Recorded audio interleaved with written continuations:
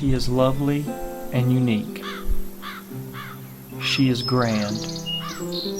She represents a piece of life that is fast disappearing from our landscape.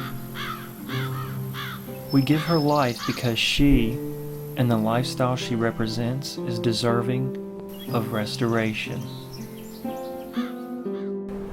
Well, I think we were at a more leisure pace. We weren't as expected fast food and things being just ready for you right instantly. I think you were more laid back, and you visited your families, your relatives, and things like that more than anything else. That was the highlight of most any day that you had that opportunity.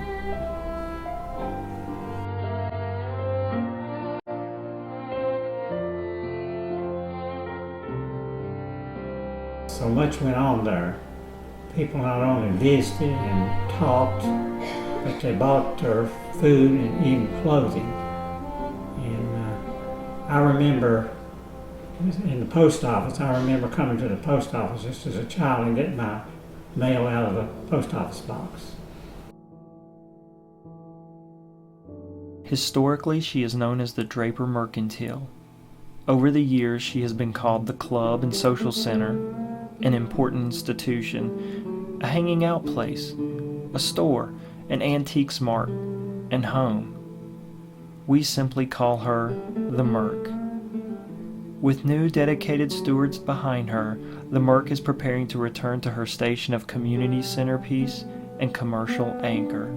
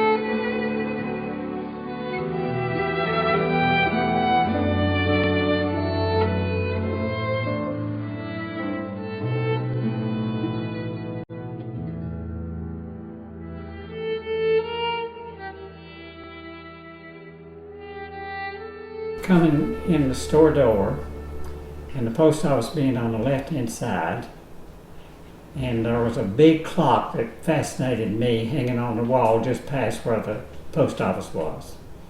And there was a showcase right under that wall, that clock, on the left-hand side of the store. And I don't recall exactly what was in that showcase. But on the right-hand side, as you came in the door, was a fountain. And I recall that it had a beautiful marble top. That was fascinating.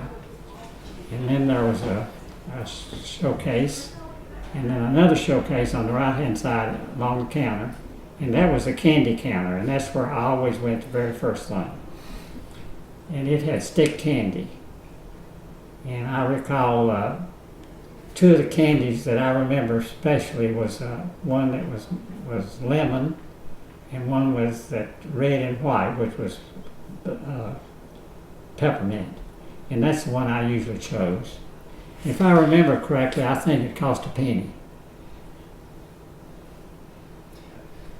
They would come and listen to the radio. And I don't know whether it's Saturday night or Friday night. Anyway, Amos and Andy. You don't even remember Amos and Andy's show, I imagine. But that was the show that was on. And a man by the name of Buck Gabrick, Early Gabrick, was the man that was clerking at that time. And the people would sit around that stove and listen to that program on the radio. And the radio was pretty close to where the stove was. And I also remember in that general area the cheese. That was always fascinating to me, because they had cheese in a wooden box. It was a round hunk of cheese, and you'd go and ask for a pound of cheese, and they'd cut it with a knife and weigh it and give it to you in a paper bag. Well, I remember in the other part of the stores, you came in, you turned left and went in the room on the left, and that was the room that they sold yard goods.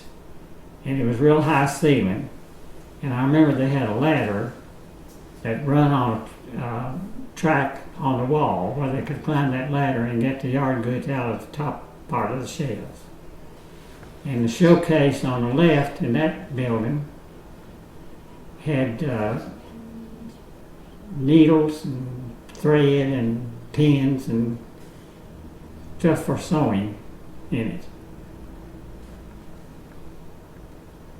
Certain times of year after they sheared sheep, that they would have bales of wool on the front porch. And also I remember that they got carloads of coal down at the railroad station, and they would send a truck down there and haul that to different people's houses. Yeah, they would order it here and it'd come down there on a side track, and they would send it to different homes that purchased it from Draper Mercantile. Borrowing from her traditions, once open, the Merc will be a hub for local artisans, musicians, and farmers to merge with growing New River tourism.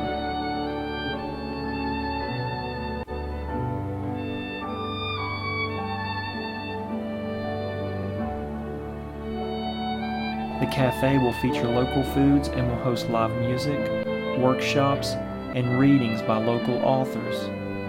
In the outpost, visitors will find outdoor gear like hiking sticks and camping accessories. Guest services for New River Retreat will continue to provide individualized attention to visitors seeking to build the authentic New River experience. The homestead will include traditional Appalachian implements as well as sustainable living products.